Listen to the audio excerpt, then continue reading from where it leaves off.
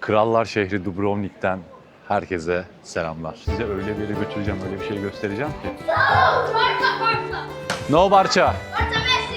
No Ronaldo, Madrid Ronaldo. Adamlardaki milliyetçiliğe bakın ya. Bayraklarla düğüne gelmişler. Tam bir anda maça döndü resmen. Tribün kurdular. Kurdular komple yağmuru. Myanmar'dan gelmişler. Dubrovnik'te Türk böreği satıyorlar. Arnavut musun? Evet abi. Arnavut. Neresinden? Ağustos var. Oğlum surlara top vurmayın. Al. Vay vay vay vay vay. Görüntüye bak. Aşağı kadar iniyor kat kat bakın. Kardeşim benim ya. Merhaba. Merhaba, nasılsın? Teşekkür ederim. Siz nasılsınız? İyi abi. Dizide ortaçağ efekti çok yüksek olduğu için Kral Şehri sahneleri burada çekildi. Zaten tarihinde burası bir krallar şehriydi. Diziyle de bu taçlanmış oldu.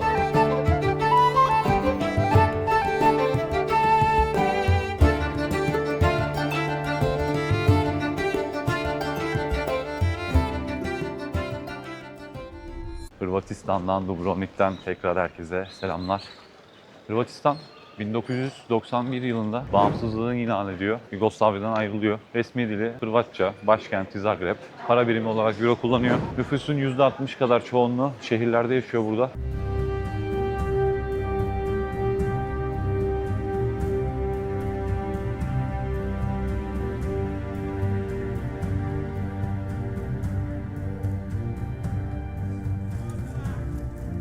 Azınlık olarak Sırplar ve Boşnaklar var. Çoğunluk yine Hırvatlardan oluşuyor. Ve diğer Balkan ülkelerinde yaşayan insanlar bulunmakta. Hırvatistan'ın kırmızı, mavi, beyaz renkten oluşan, 3 renkten oluşan bir bayrağı bulunmakta. Ortası damalı şekildedir. Ortasındaki o damalı işaretler, damalı şekiller de bu şehrin krallık geçmişi olduğunu, krallık ve kralların şehri olduğunu göstermektedir. Bayrağının da böyle bir anlamı var. Böyle bir anlam taşıyor bayrağı. Şu an Old Town'un en geniş, en büyük caddelerinden birindeyiz burada. Hırvatistan'ın ekonomisinin gelirinin büyük bir parçası, büyük bir kaynağı turizme bağlı. Turizm, hizmet sektörü, sanayi ve gemi yapımı. Yani paranın büyük bir ölçüdeki kısmı buralardan gelmekte. Net burada şu anda kazanç, diğer mesela saydığımız ülkelere baktığımızda yarı yarıya artıyor birden. 1500 avro burada şu an net kazanç. Askeri de 1050. 1050 brüt. İşsizlik oranında yaklaşık %3, %4 civarında bir şey. Yani muazzam bir rakamlarda, muazzam seviyelerde denebilir. O yüzden hem turistik olmasından hem de askeri fiyata göre baktığımızda buraya pahalı dememizin sebebi ortaya çıkmış oluyor açıkçası. Şimdi 650 euroluk, 500 euroluk bir askeri gelirin olduğu yerde kahvenin 1,5 olması normal. 1050'lik yerde de 3 olması normal gibi düşünebiliriz. Yani aslında birimden çok artık şeye bakmamız gerekiyor. Askeri ücret tutarı ne kadar, onunla ne alabiliyorsun ona bakmamız gerekiyor. Şimdi çoğu insan burada Avrupa'ya geldiği zaman da şunu yapıyor ya. Ya işte baksana birim olarak düşün, birim olarak hesapla. 1 euro, 1 TL gibi düşünen onun kilosunu. Öyle değil ama sen askeri olarak kazanca bak önce bir. Askeri gelir ne kadar ve o askeri gelirle ondan ne kadar alabiliyorsun? Önemli olan o. Neyse devam edelim. Burası benim için bence şu ana kadar gördüğüm en ortaçağ estetiğine sahip şehirlerden birisi. Prag'dan daha ortaçağa yansıtıyor. Yani Game of Thrones dizilerin birçok bölümünün burada çekme sebebi gayet açık ortaya çıkıyor. O ortaçağ estetiğini, tarihini çok güzel yansıtıyor olması bence.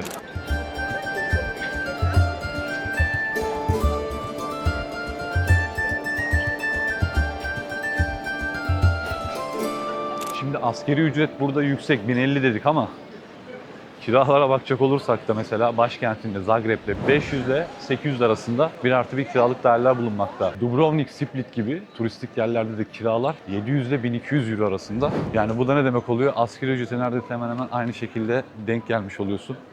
Gıdalara şimdi gelecek olursak tekrarda aylık burada gıda ihtiyacı gideri de minimum 250-350 euro arası bir aylık gider. Faturalarda 150 ile 250 euro arası. Bu da askeri geçim zaten minimum burada 900 ile 1050 euro arasına denk geliyor. Bu yüzden de ne olmuş oluyor? Yani asgari ücretle yine dünyanın hiçbir yerinde geçinemediğin ortaya çıkmış oluyor. Kale çok büyük, şehir çok büyük. Harika bir yer ya. Bayıldım ben buraya yani. Birkaç tane de bilindik ünlü markaları var bunların. Kendi yerel. INA petrol markası var. İşte Rimac elektrikli otomobiller diye bir markaları var. Bir şey daha vardı, onu unuttum. Abla kulağımın dibinde çok bağırdı. Kafam karıştı bir anda. Bir markaları daha var işte yani. Dünya çapında bilinmese de bu bölgelerde, Balkanlarda, Avrupa bölgesinde biliniyor. Burada arka tarafta aynı zamanda tekne turları da düzenleniyor. Bunlara da katılabilirsiniz. Burada sayısız ada var. Bu şekilde 50'den fazla ada bulunmakta burada. Birçoğu terk edilmiş, bazılarına sadece tekneyle ulaşılabiliyor. Sadece belli başlı birkaçında yaşam bulunmakta. Genellikle çoğu terk edilmiş şekilde. Dalmatça takım adaları olarak geçiyor zaten adalar. Bunlar sadece bir iki tanesi.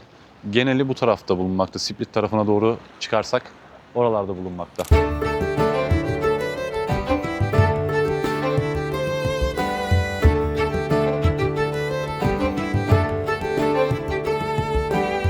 Dubrovnik'in surları sadece savunma için tasarlanmamış. Bu surlar aynı zamanda sarnıçlarla ve gizli geçitlerle donatılmış. Orta Çağ zamanındaki savaşlarda şehre yiyecek ve su tedarik edebilmek için büyük önemli rol oynamış.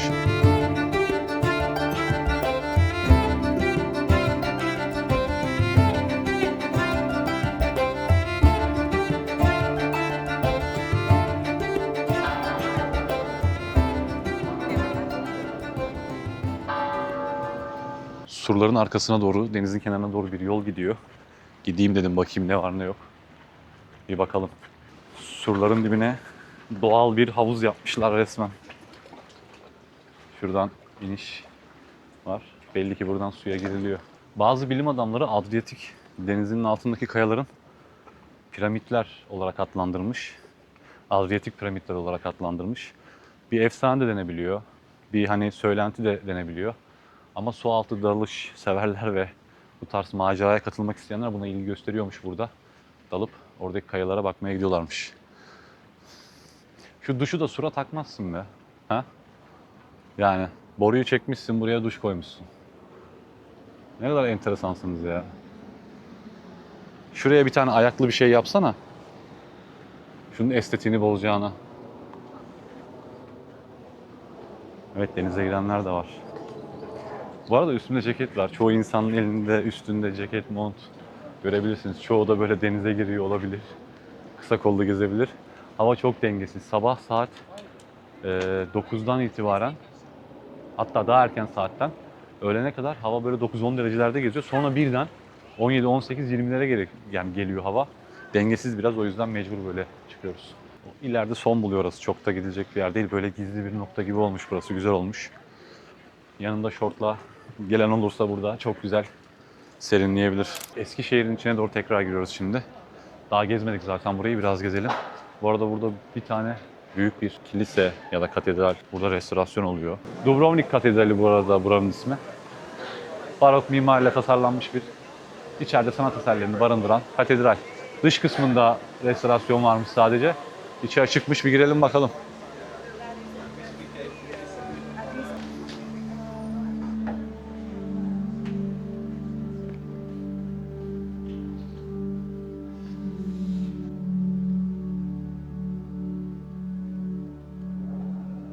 İçerisi sade. Duvarlarda sadece resimler bulunmakta. Böyle tavanlarında herhangi bir işleme yapılmamış.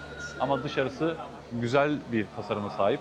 Barok mimarisine sahip. Onun dışında içerisi gayet sade bir yer. Şehrin ana caddesi, en işlek caddesi olan Stradum Caddesi'ndeyiz.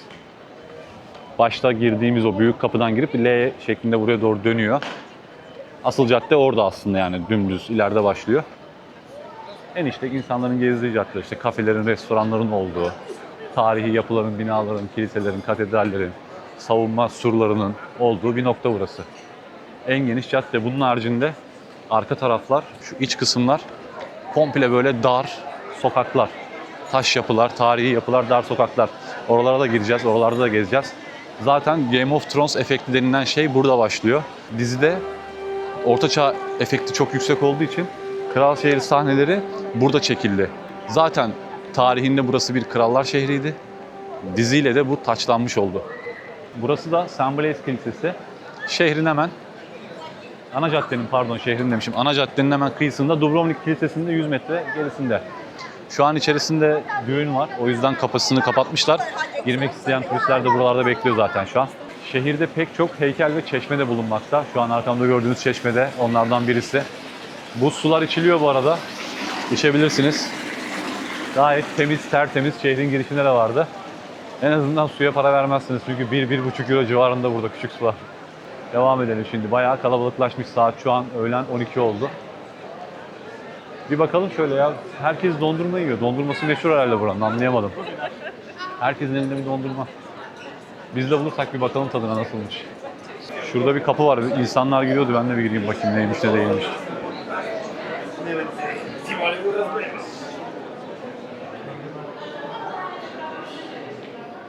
Ha, tamam. Dizide kullanılan yerler buralar. Evet. Bir avlu burası.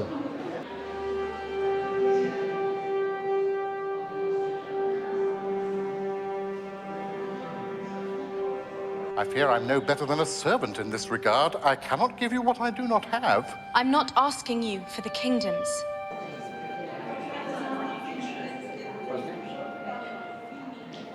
Hem dizide kullanılan bir yer burası hem de aynı zamanda Dubrovnik savunmasıyla alakalı işte bu ölenlerle ilgili, onları anmakla ilgili içeride bir oda da var. Resimlerin isimlerini yazmışlar falan koymuşlar öyle bir yer. Şu ara sokaklardan birine hadi bir rastgele dalalım bakalım. Kaybolalım ne oluyor ne bitiyor görelim. Tam bir Game of Thrones efekti buralar. Diziden sonra zaten dizi turizmi patladı burada. Eskiden o kadar çok bilinmezken diziden sonra bayağı bir turist çekmeye başladı. Size öyle bir yere götüreceğim, öyle bir şey göstereceğim ki. Yani Game of Thrones'u izledim diyen birinin orayı bilmeme ihtimali yok. Güzel güzel böyle börek kokuları geliyor insanların elinde. Buldum yolunu. Mermerin üzerine açıyorlar komple hamuru. Bizdeki gibi. Adamlar Myanmar'dan gelmişler. Dubrovnik'te Türk böreği satıyorlar. Harika. Gayet lezzetli, güzel. Bizim börekten hiçbir farkı yok. Çok lezzetli. Patateslisi, ıspanaklısı, tavuklusu ve vegan olarak vardı. Ben patatesli aldım. 7 euro şu börek. Uzun. Yani ne kadar diyeyim boyu bunun? 60 santim var galiba değil mi? Aynen. Bir 60 santimlik börek işte uzun böyle. Güzel. Adı da neymiş burası? Holy börek. Holy börek. Yenilebilir.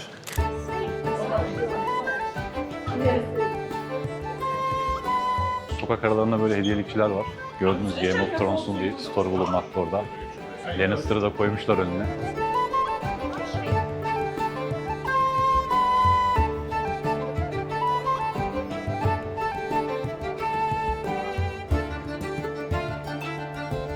Now let us speak truth here. Joffrey is insulted. I am only the second son, after all. Well, speaking as a fellow second son,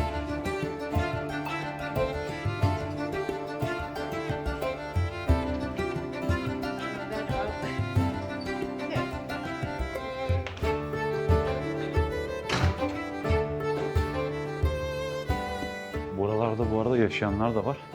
Ama çoğunluğu genellikle hostel, apart, otel, o tarz şeyler olmuş.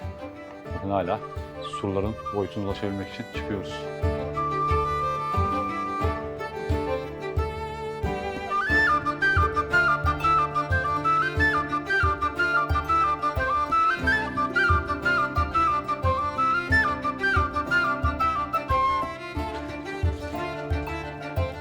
Merhaba.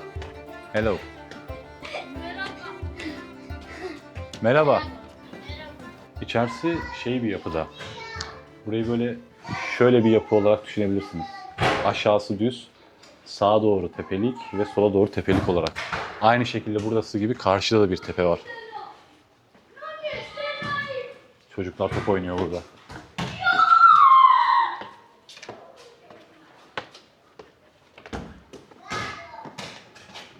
Hello, Hello. my name is Michael. Michael. Nice to meet you, Michael. Süleyman. Michael Johnson.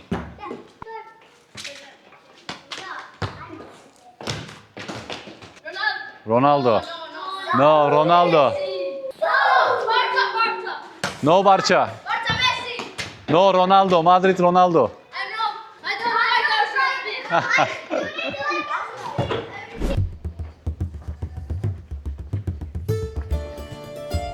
Bunda ne varmış? Burada bir bar varmış galiba. Ve surun dışında. Vay vay vay vay vay. Görüntüye bak. Gidelim bakalım aşağı doğru. Nasıl bir yermiş.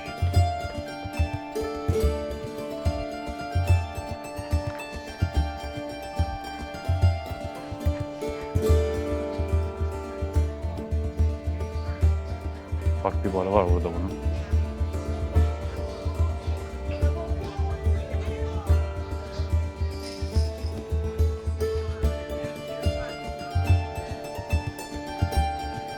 Aşağı kadar iniyor kat kat bakın. Çok iyi. İnsanlar oturuyor. Yazın burada tabii güneşlenip denize giriyorlardır büyük ihtimalle buradan. Aşağı doğru iniyorum. Bakayım nereye kadar iniyor burası. Bayağı denizin kenarına kadar iniyor, evet. Şuraya kadar iniyor. Burada da 2 tane çocuk top oynuyor. Hop. Oğlum surlara top vurmayın. Ah. Yine bir katedralin önüne geldik. Ama bu katedralin önünde birçok sahne çekildi diziyle alakalı. Ve önündeki merdivenler birçok kez kullanıldı. Orayı da göstereceğim. Büyük ihtimalle hatırlayacaksınız orayı da hemen. Burada da şu an nikah gibi bir şey var.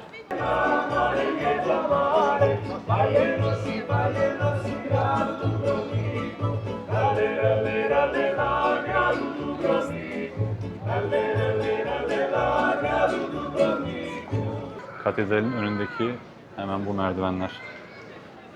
Şu an iniyorum aşağıdan. Göreceksiniz o merdivenleri şimdi. A sinner comes before you. Cersei, widow of His Grace King Robert. She has committed the acts. Tabii burada güzel fotoğraf çekilmek ve boş yakalamak istiyorsanız buraları sabah 9'da kale açılır. Yani kalenin kapıları açılır açılmaz sabah 9'da gelmeniz gerekiyor. Onun dışında böyle kalabalık.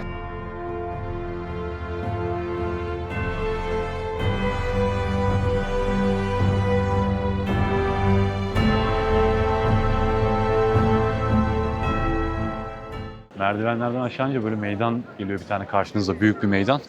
Bu meydan dizide pazar yeri olarak kullanılıyordu. Aynı zamanda şu anda da onun gibi, ona benzer bir şey olarak kullanılıyor. Ufak tefek hediyelikçiler var. Böyle bir meydan. Kafe, restoranlar var.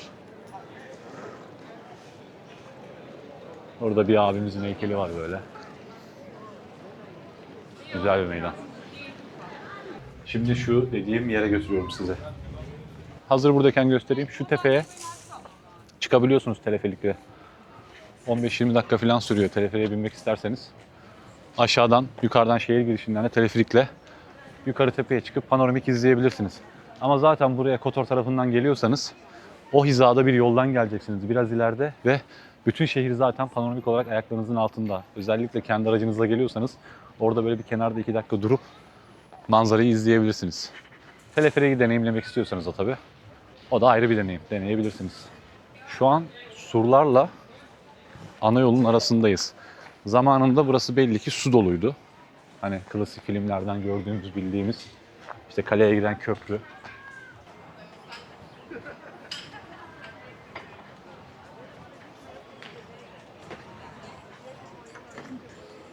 Burada kano yapabiliyorsunuz. İşte kano yapılan yer burası. Ve şurayı bakalım hatırlayanlarınız var mı? Bizde burası genelde şu karşı iskele, oraya doğru da gideceğiz birazdan. Buradan gemilerin geldiği sahneler, işte şuraya geminin yanaştığı, gemiden işte insanların indiği sahnelerin çekildiği yer. Şehre giriş gibi aslında gemiyle.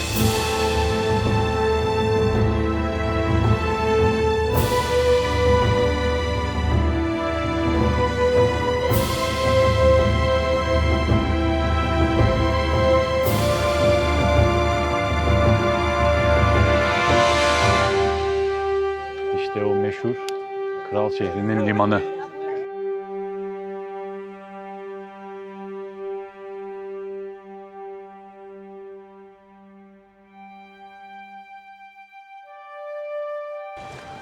Why should I make up a story when I know the truth? Watching the ships. Lord Baelish.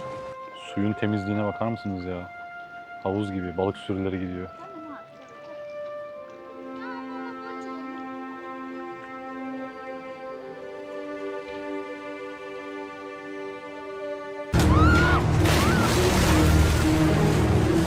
Buradan böyle yan tarafa doğru devam ediyoruz. Bakalım nereye gidecek bu var.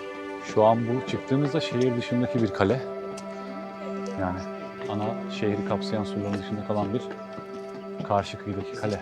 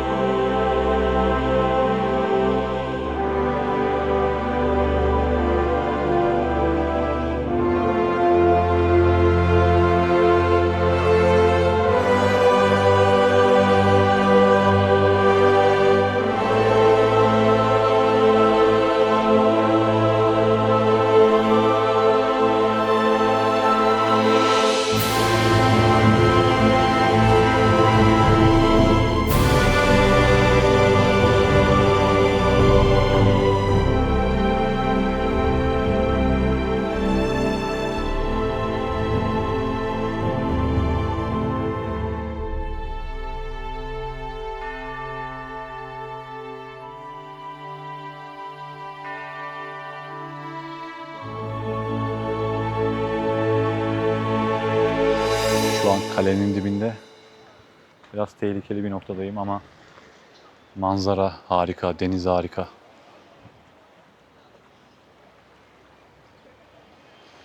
Bakar mısınız?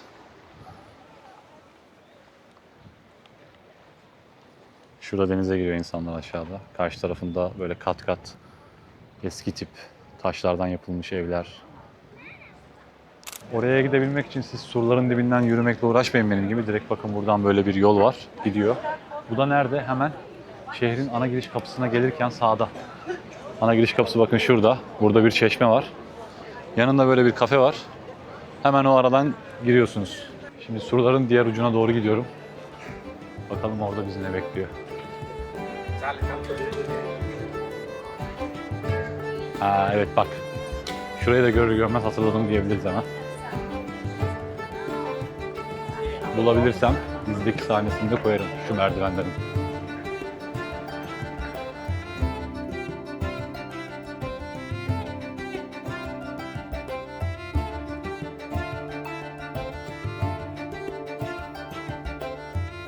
We are swollen, bloated, foul.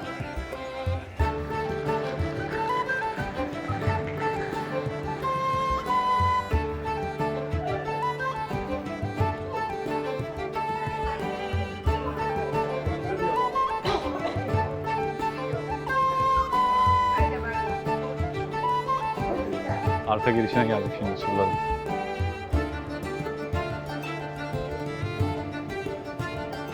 Burası da güzelmiş. Ve biraz ileriden de herhalde artık dışarı çıkıyor. Buralar biraz daha sakin. Burada da bir meydan var güzel. Hatta kafe var.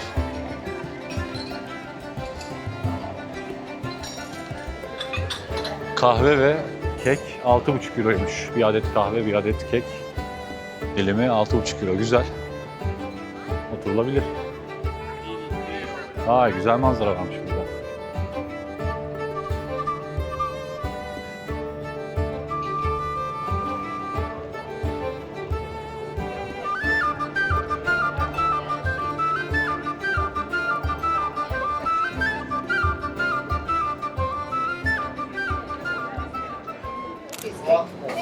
İyi konuşuyorsun Türkçe ha. Ay çok az biliyorum. Arnavut musun? Evet abi. Yani Ha, neresinden?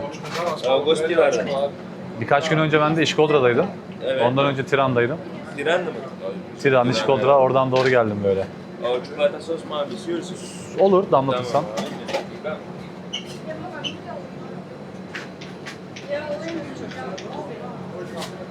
Gayet güzel dondurmalar var. Buyurun abicim. Sağ olasın, teşekkür ederim. Ciao. Ciao. Tamam. 6 euro. Kardeşim benim ya. Merhaba, Merhaba, nasılsın? teşekkür ederim. Siz nasılsınız? İyi abi, iyi. Çok teşekkür ederim. Ben de teşekkür ederim. Kolay Görüşürüz. gelsin. Sağ ol. ol. Görüşürüz. Kahve ve Hindistan cevizli. 6 euro bu böyle. Ben bunu bir yiyeyim. Sonra devam ederiz. Çeşmenin yanına oturdum şimdi. Dondurma yiyorum. Parasının hakkını fazlasıyla veriyor. Abartmıyorum. Şöyle bir dondurmayı Türkiye'de henüz yemedim daha lezzet olarak. Hindistan cevizi harika lezzetli. İçinde Hindistan cevizi parçaları var. Kahve bildiğiniz tam kahve. Zaten sorbe edildi dondurma için. Lezzetinden de anlaşılıyor. Direkt böyle meyve ve yediğin şeyin aromasını alabiliyorsun. Ve fazlasıyla bir topu bence yeterli. Onu söyleyeyim. 2 top çok büyük. Dondurmamı yiyeyim. Çeşmenin yanında oturdum şimdi gölgede serinde. Sonrasında şuradan buz gibi su içip yola devam ondan sonra.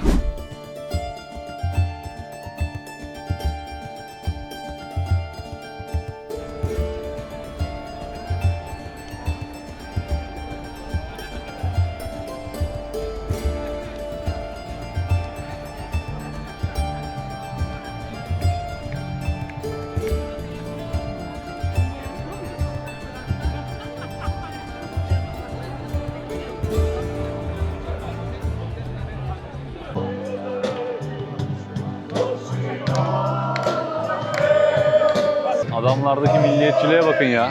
Bayraklarla düğüne gelmişler.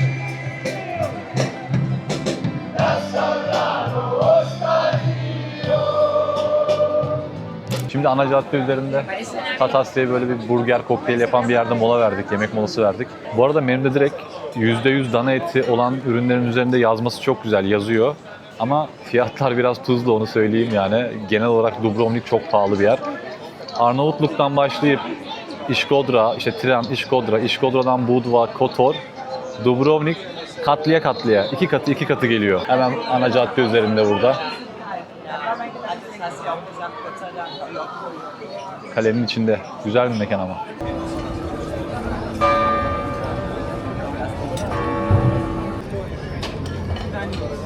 Hamburger harikaydı. Bu zamana kadar yediğim nadir hamburgerlerden biri denebilir lezzet olarak. Bayağı lezzetliydi yani, güzeldi. Toplam 2 tane smash burger, 2 tane kola, bir tane de büyük, bayağı böyle güzel büyük bir patates, 30 euro. Bir Japon atasözüne göre 7 kere düşersen 8. kere kalkıyormuşsun. Böyle bir söz varmış. Şef hamburgeri gönderirken üzerinde öyle bir not göndermiş. Küçük. Bir diğeri de yapabileceğinizi düşünüyorsanız da haklısınız, yapamayacağınızı düşünüyorsanız da haklısınız. Henry Ford böyle demiş. Böyle küçük notlar göndermişler, gayet güzel, keyifli. Yemeğimizi yedik, karnımızı doyurduk. Akşam da oldu. Şöyle bir akşam turu atarız Eskişehir'in içinde, Old Town'un içinde. Şu ileride bir şeyler oluyor hatta. Bir oraya doğru gideceğiz şimdi, bayağı bir kalabalık var. Bir düğün töreni var burada şu an. Kendi geleneklerine göre herhalde değişik tarzda bir şeyler yapıyorlar. Ellerde bayraklar, kafalarda kepler falan.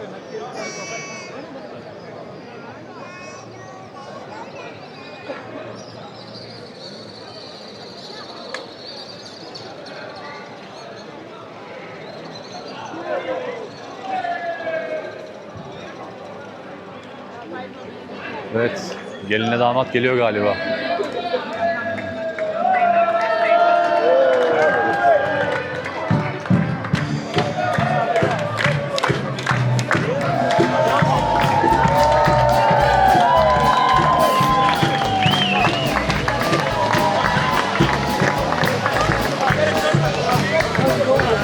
Ortam bir anda maça döndü resmen.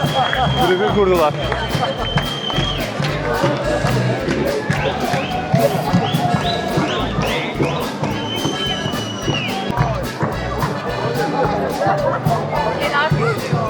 Şeker fırlatıyorlar, kafaya göze geliyor, düştü. Şurada var bir tane, bak. Sakız attılar böyle bir tane.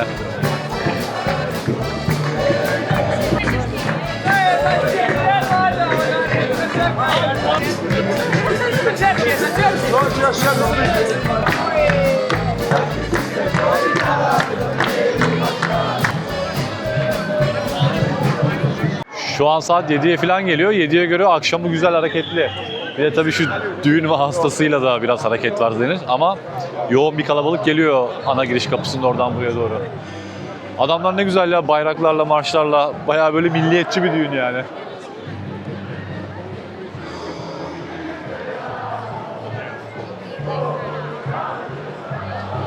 Onlar o girişi kilitleri, biz şu sağdan doğru gidelim.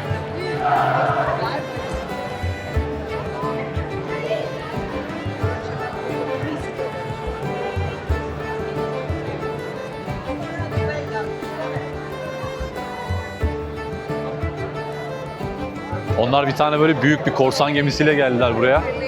Kilisede işte burada nikah kıydılar. Şimdi tekrar herhalde gemiye binip şehir merkezine gidecekler. Yani giriş tarafına, en baş tarafa. Oradan dağılacaklar herhalde büyük ihtimalle. Çünkü o gemiyi ben sabah şehre girerken görmüştüm. O gemiydi çünkü, yani şehrin girişindeydi.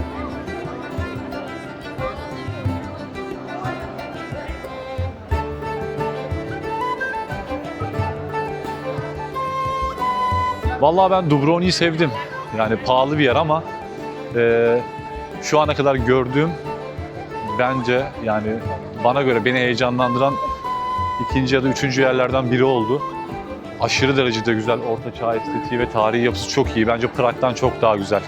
Tarihi, orta çağı yansıtan olarak Prag'dan çok daha güzel bence.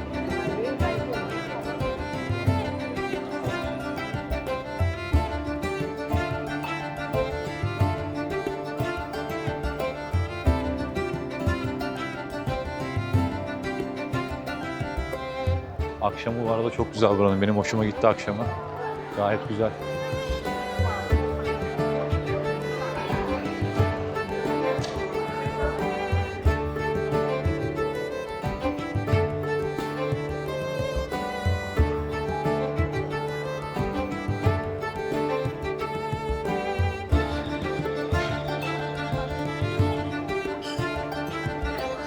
Şu an yemek saati. İnsanlar yemek yiyor artık. Akşam restoranlar dolu.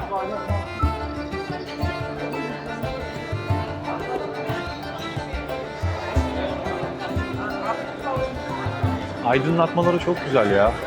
Yani karanlık karanlık değil, çok aydınlık. Güzel, loş bir aydınlık var.